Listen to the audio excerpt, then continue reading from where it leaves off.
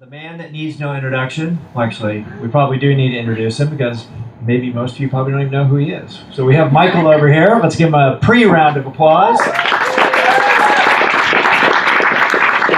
Michael is our final speaker for the night, but then we do one more little thing afterwards. So Michael Burns is a storyteller, a writer, and creative consultant. He is the solopreneur behind Baydream Creative, where he creates and consults on content for businesses and creative projects of all kinds. Michael also writes fiction, blogs, and scripts. He had previous careers in film and television as both a producer and a grip. He's an adopted Californian and loves living in Bali. If you ask nicely, he will explain to you what the heck a grip is. So let's give him a big round of applause for his talk tonight. One last job. Okay, Michael. Thank you, Chris. Hopefully I get the clicker going right. Woo. One last job. So Chris gave me this great introduction here, so I'll get on with it. Good evening. Welcome to our feature presentation. Chris did the introduction as to who I am, so I'll talk about what one last job is. In film and television, it's one of the great storytelling cliches. A gunslinger or a hitman comes out of retirement for one last job, one final mission. Why does he do this? Revenge, money, maybe it's the only way to get on the straight and narrow path again. So, like Clint Eastwood in Unforgiven, several years back, I was a retired TV producer / mercenary, kind of the same thing, and I got called out of retirement for one last job. So let me take you on a cinematic journey through that story of my epic fuck up, my one last job, and this time, it's personal. And action. So this was my home and my world. I was a television producer in Los Angeles from 2012 to 2016. I was doing a lot of reality and documentary type shows. Some good stuff for Nat Geo, History Channel, things like that, but also a lot of really crappy shows about ghosts and monsters and things. No Kardashians, although technically that is a monster, but no, I was not working with the Kardashians. So I was really unsatisfied with this. I was really enjoying the writing that I was doing in it as part of my job and doing some scripts and treatments, but the rest of it was just not sticking with me. The money was getting bad, jobs were drying up, the quality of work was low. I was over it. I was out. But what was I going to do, and where was I going to go? I was going to go to a completely different presentation. Thank you very much. Fantastic! End it now! Apparently I'm not supposed to press that button. So a friend of mine turned me on to Tim Ferriss and the 4-Hour Work Week, and my brain just went boom like Marvin in Pulp Fiction. And at that point I was like, oh wait, I can live anywhere and kind of do what I want and follow my passion, which was writing. And I'd always written, mostly on the side or as part of another job like producing. And at this point I decided, you know what, I'm going to make this my full-time gig. And I began pressing forward with a business plan and setting up my digital nomad strategy and figuring out how I was going to do this. And this was May 2016, and I decided at that point I'm officially going to retire as a TV producer. But as in many Hollywood movies, an unexpected twist. These men came to visit me from the local Italian Businessmen's Association. Now it turns out Hollywood is actually a lot like the mafia. You think you're out, and you try to quit, and next thing you know, you're right back in it. So I was hanging out at home, making all these grand plans, and I got a call, and an international production company wanted to hire me, and they wanted to have me do a really amazing job for them. It was a dream job, total game changer, the kind of offer where I had to talk myself into not doing what I wanted to do and unretiring. Would you like to know what it was? Yeah. Okay. I guess I'll tell you. So I got hired by a company to go to Cebu in the Philippines and direct 4 television shows. These shows starred a cast of bikini models. And they were going to perform such amazing feats as starting a K-pop band, competing in fashion design, and doing an underwater bikini photo shoot. This the show was actually called Underwater Action. Really. So this was like everybody's Hollywood fantasy job, right? I'm getting offered beautiful women, tons of money, exotic travel, all expenses paid. I mean, how was I not going to say no to this? But at the same time, I kept thinking that something wasn't right here. Something wasn't as it seemed. My first clue that something was not as it seemed was that the name of the company was Bigfoot Studios. Now, there's 3 things we know for certain about Bigfoot. 1, he has very big feet. 2, he may or may not be real.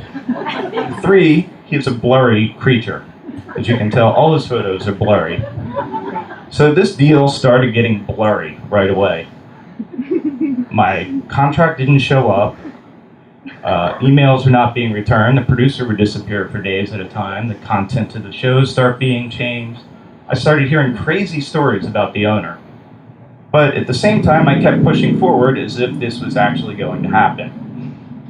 Even to the point where I put in notice on my apartment. My house. And there's an old rule in television and film production, and that's never believe you're going on location until you see the wheels of the plane lift up off the tarmac. And I was totally violating this rule, which was a huge fuck up as it turned out. But hey, what could go wrong? Me, Bigfoot, bunch of bikini models on a yacht, smooth sailing, right?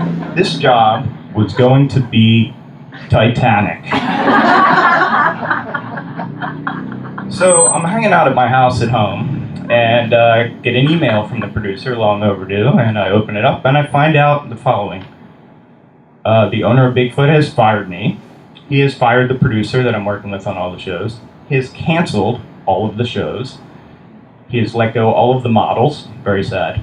And he decided to do one show himself and direct it himself. So I'm just sitting there completely slack-jawed, trying to figure out what just happened, when I hear a phone ring. Minutes later, my housemate... I paid extra for that. A lot. Well done. I hear my housemate yell, "Good news, we got someone to rent your room." So inside of 10 minutes, I had lost my house and my job. And I was sunk, like the, So I'm devastated, and I'm trying to figure out what I'm going to do. Where am I going to go? I don't have any plans. My digital nomad dreams are completely on hold. Everything is going to shit. I totally fucked up. And at that moment, I realized everything has just gone to the dogs. The cue was earlier for that.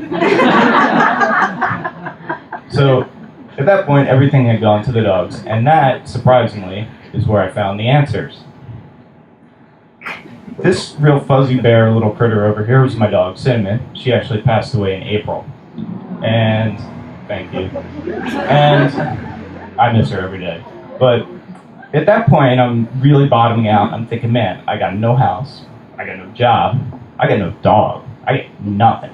What am I going to do to get all of this back? And then I had kind of a moment of inspiration, and I was thinking, I think I just need to put all of this out there into the universe and see what happens, which is a very Ubud thing to do when you think about it. And so how do you do that these days, right? Well, you go on social media. So I go on Facebook, and I post up that I am now open for business, and I'm dog and pet sitting, and I'm available. I go on LinkedIn, I change my profile to what it was that I was going to be doing in the future, to copywriter and consultant. And then magic happens. Within 2 weeks, I have multiple pet sitting clients and a lucrative website copywriting job. And I'm then able to negotiate a deal to stay in my house in a much smaller room for 50% less rent for a few months, which is just amazing. And then, on top of that, I'm getting to actually be a digital nomad, but in Southern California, and I have lots of cuddly dogs and cats and fish to take care of. As it turns out, the fish are not into cuddling. That's really important to know that if you try to do some pet sitting. A lot of messes. So, anyway, in November, with the money I'd saved from all of that, I was able to move to Bali and living my dream. So, what did we learn from this tonight? Well, I'm going to go back to our friend Clint Eastwood here again. And he has a quote from the movie Pale Rider that I thought was appropriate for this. And if you don't mind, I'm going to say it like Clint would. Sometimes, if you want to see a change for the better, you have to take things into your own hands. So, put it out there into the universe. If you need something, put it out there. Be confident in it. Know what you want. It'll come to you, somehow. I don't know how it did for me, but it worked. Another thing, don't get in a situation where you have to take that one last job. This thing was definitely way too good to be true, and I knew it, and I went against all my instincts on that, and that was a pretty big fuck up. But really, these are great things to remember, especially when you're down and out.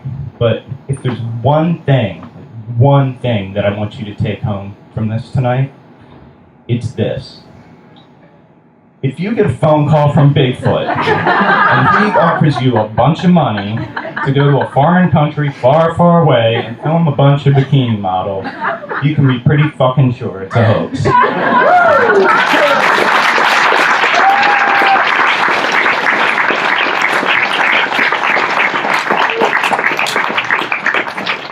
Alright, there we go. I mean, what are you supposed to say to that? And where did you actually find that picture? Okay, so do we have... And it's not blurry, which is a really funny part. It is. Okay, so, thank you, Michael. So do we have any questions for Michael? You have to have a question for this guy. Don't you even want to know what a grip is? Going once. Going twice. You do?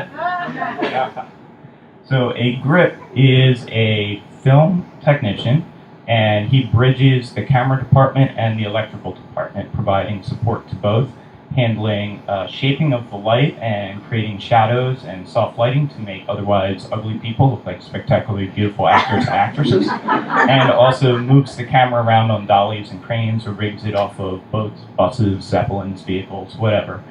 Basically, without a grip, the camera would lie on the ground on its side, and the actresses and actors would not be attractive. See, that's why no one knows what a grip is, because I can't even tell you what you just told me. There'll be a quiz later. So, well, fill that too. Okay. Any other questions for Mike? Anybody? Did you write my book? I have a couple things I'm working on, yes. Good. We had a question, I think, back there. Kind of related question. What do you do now you're out here in Bali? I'm using Andrew's plan mostly, riding elephants and eating a lot of food, not doing business.